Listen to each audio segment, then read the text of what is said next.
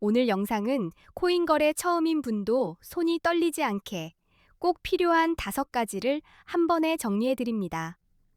끝까지 보시면 뭘 먼저 해야 하는지 순서가 머리에 딱 박히실 겁니다.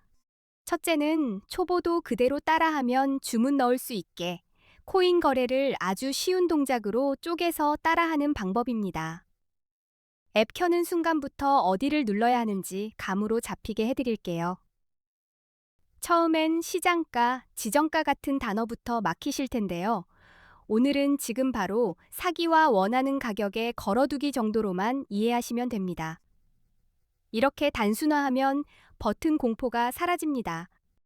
둘째는 네이버 코인 커뮤니티를 들썩이게 했던 300만 원으로 1억 8천만 원을 만들었다는 중학생 단타 방식의 핵심 구조를 왜 그렇게 되는지까지. 셋째는 단타에서 진짜 피를 빨아먹는 거래 수수료를 가능한 한 최대로 깎아먹는 꿀팁입니다. 수익이 아니라 수수료로 지는 싸움. 여기서 끝내셔야 합니다. 수수료는 들어갈 때 한 번, 나올 때 한 번 붙는 경우가 많습니다. 퍼센트가 작아 보여도 계좌가 금세 얇아져요. 할인 방법을 알고 모르고가 단타의 생존을 갈라놓습니다. 넷째는 AI를 활용해서 하루 50만 원씩 매일같이 기회를 찾는 단타 루틴입니다. 막연한 감이 아니라 신호를 뽑아내는 방식으로 접근해 보겠습니다. AI는 마법이 아니라 계산기 같은 조수입니다. 예를 들어 오늘 비트코인 변동성, 지지선과 저항선, 거래량 변화를 묻고 답을 차트와 맞춰보는 습관을 들이면 실력이 빨리 붙습니다. 다섯째는 첫 거래를 시작할 때 내 돈을 입금하지 않아도 가입 이벤트로 $100를 받고 그걸로 연습 겸 거래를 시작하는 방법을 차근차근 설명드리겠습니다. 그리고 이 영상 고정 댓글에는 수수료 최대 할인받는 방법과 $100 받는 가입 경로를 링크로 깔끔하게 묶어두었습니다.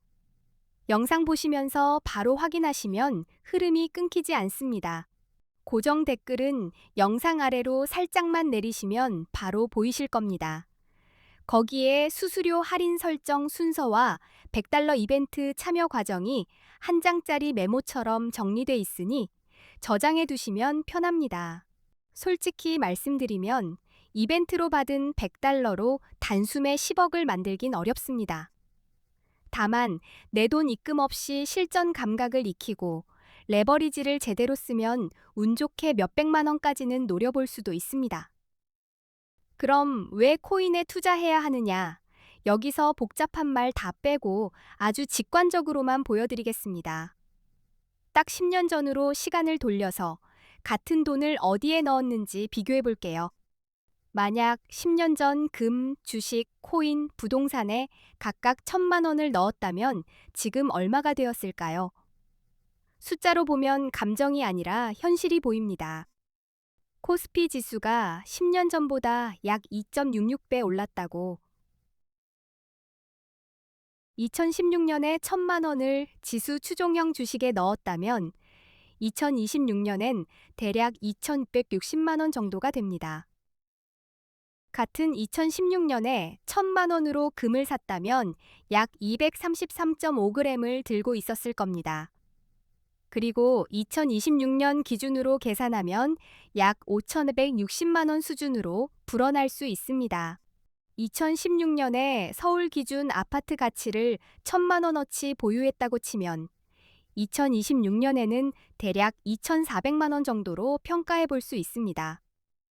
물론 지역마다 차이는 있지만 그림은 그런데 2016년에 1,000만 원어치 비트코인을 샀다고 상상해 보세요. 2026년에는 26억 원 이상이 될 수도 있는 이 비교만 봐도 머리가 정상인 사람이라면 아, 코인을 아예 무시할 수는 없겠구나라는 결론이 나옵니다. 선택을 미루는 동안 기회비용이 제일 무섭게 커집니다.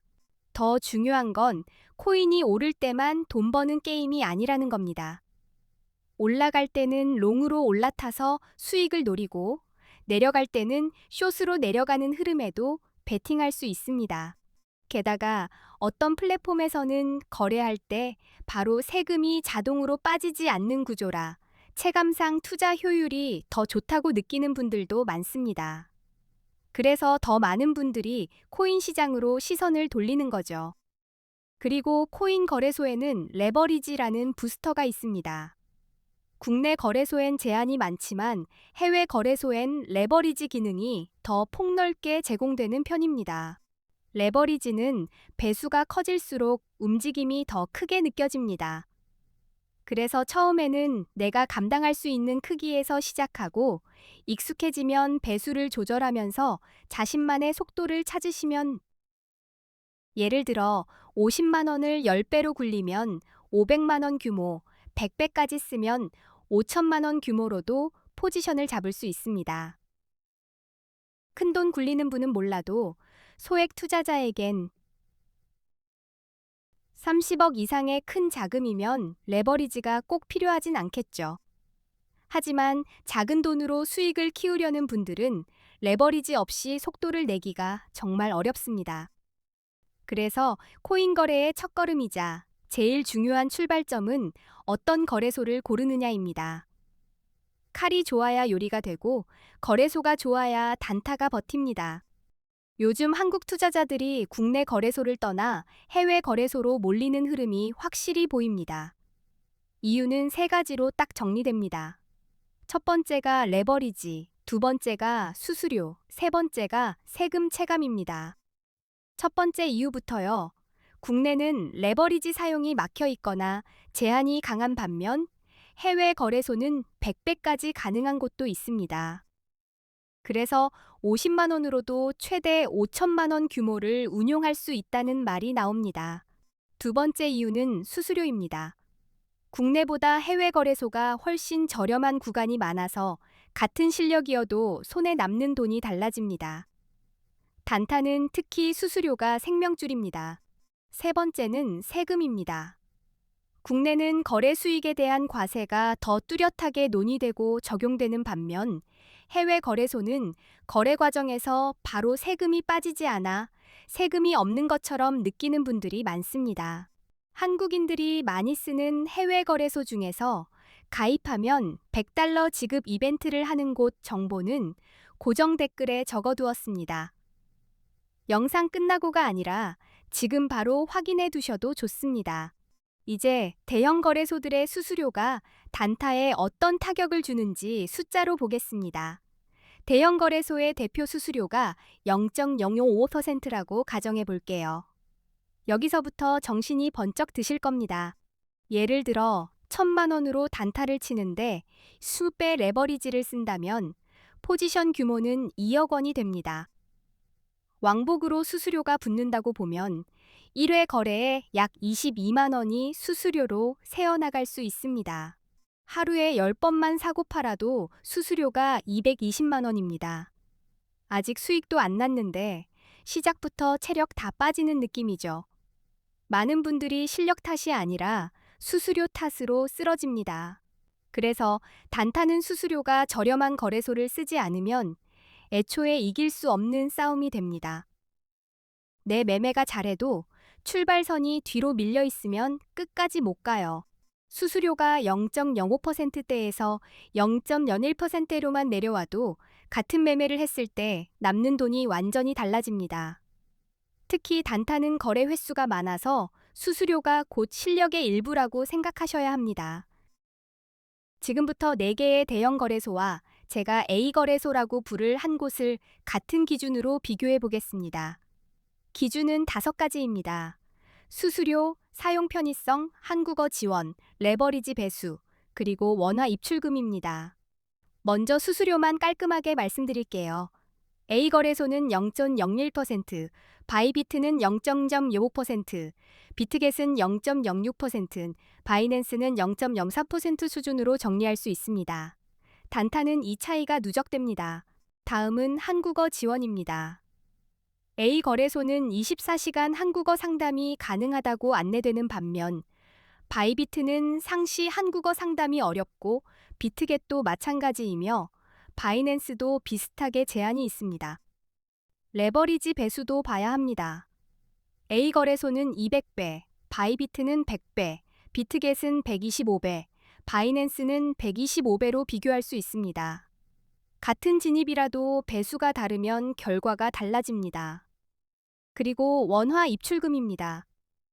A 거래소는 한국 돈으로 바로 입금과 출금이 가능하다고 되어 있지만 바이비트, 비트겟, 바이낸스는 원화 지급 출금이 불가능한 경우가 많습니다. 이게 생각보다 번거롭습니다. 그래서 A 거래소가 어디냐 궁금하시죠? 그 정보도 고정 댓글에 적어두었습니다. 괜히 이름을 여기서 길게 말하면 영상 흐름이 끊기니 고정 댓글에서 한 번에 확인해 주세요. 이제부터가 진짜 실전입니다. 언제 롱을 잡고 언제 숏을 잡아야 하는지 말씀드리겠습니다. 비트코인 같은 암호화폐는 변동성이 커서 타이밍이 반수익이라고 봐도 과장이 아닙니다. 먼저 용어부터 단숨에 정리할게요. 롱 포지션은 가격이 오를 것 같다에 베팅해서 매수하는 겁니다. 반대로 숏 포지션은 가격이 떨어질 것 같다에 베팅해서 하락에서 수익을 노리는 방식입니다. 롱은 언제 유리하냐? 첫 번째 신호는 차트에서 상승 추세가 뚜렷할 때입니다. 고점을 계속 높이고 저점도 같이 올라가는 흐름이면 롱이 더 편한 자리일 가능성이 큽니다. 두 번째는 이동평균선입니다. 기술적 분석에서 50일 이동평균선이 150일 이동평균선을 위로 돌파하면 골든 크로스라고 부르죠. 시장이 상승으로 기울었다는 강한 힌트로 해석됩니다. 세 번째는 거래량입니다. 가격이 오를 때 거래량까지 같이 늘면 시장 참여가 확실히 붙었다는 뜻이라 상승 신뢰도가 높아집니다. 이런 장면이 나오면 롱 진입 성공 확률이 더 좋아질 수 있습니다. 네 번째는 뉴스입니다.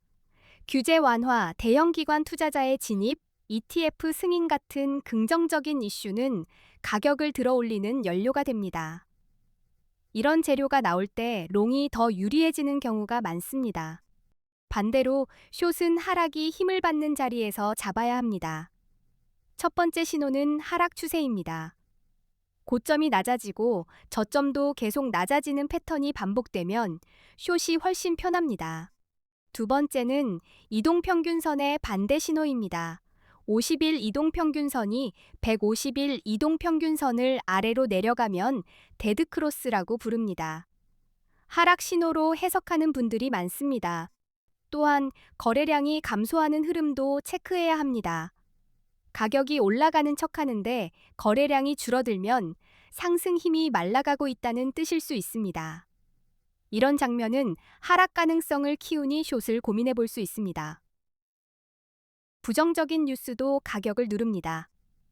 규제 강화, 해킹 사고, 주요 국가들의 암호화폐 규제 정책 강화 같은 소식은 하락의 원인이 될 수 있어서 이럴 땐 숏 쪽이 유리해지는 순간이 여기서부터는 보조지표 이야기도 빼놓을 수 없습니다.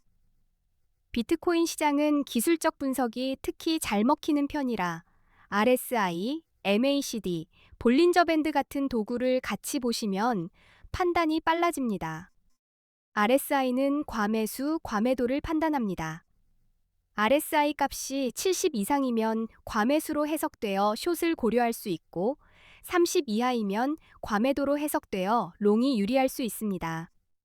MACD나 볼린저 밴드는 추세의 힘과 변동성을 읽는 데 도움을 줍니다. 밴드가 넓어지면 변동성이 커졌다는 뜻이고 신호가 꺾이면 방향 전환을 의심해 볼 수 있어 롱과 숏 결정을 더 단단하게 해줍니다. 정리하면 롱은 상승 추세와 골든 크로스, 거래량 증가, 긍정 뉴스 같은 신호를 확인하고 들어가셔야 합니다. 숏은 하락 추세와 데드크로스, 약해지는 거래량, 악재를 근거로 잡는 게 훨씬 안전합니다. 오늘 내용이 코인 단타 하시는데 진짜 도움이 되셨습니까? 도움이 되셨다면 고정 댓글도 꼭 확인해 주세요. 수수료 최대 할인 꿀팁과 $100 받는 방법을 거기에 아주 보기 좋게 정리해 두었습니다. 앞으로도 초보가 헤매지 않게 어렵고 복잡한 걸 쉽고 빠르게 풀어드리는 영상 계속 올리겠습니다. 끝까지 시청해 주셔서 진심으로 감사합니다.